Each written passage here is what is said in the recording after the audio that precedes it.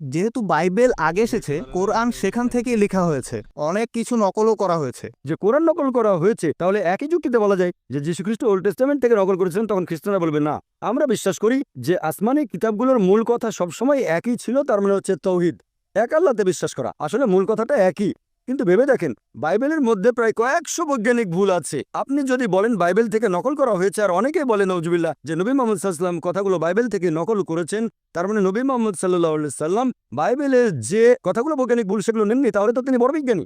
Bible বলছে Genesis অধ্যায় 1 অনুচ্ছেদ 16 থেকে 19 চাঁদের আলো তার নিজস্ব আলো, আর কোরআন বলছে সূরা ফুরকান অধ্যায় 25 আয়াত নম্বর 61 চাঁদের আলো হচ্ছে প্রতিফলিত আলো। তাহলে নবী মোহাম্মদ সাল্লাল্লাহু আলাইহি সাল্লাম তিনি বাইবেল থেকে নিয়ে সেটা শুধরে দিয়েছেন, আর বললেন না এটা নিজস্ব আলো না প্রতিফলিত আলো।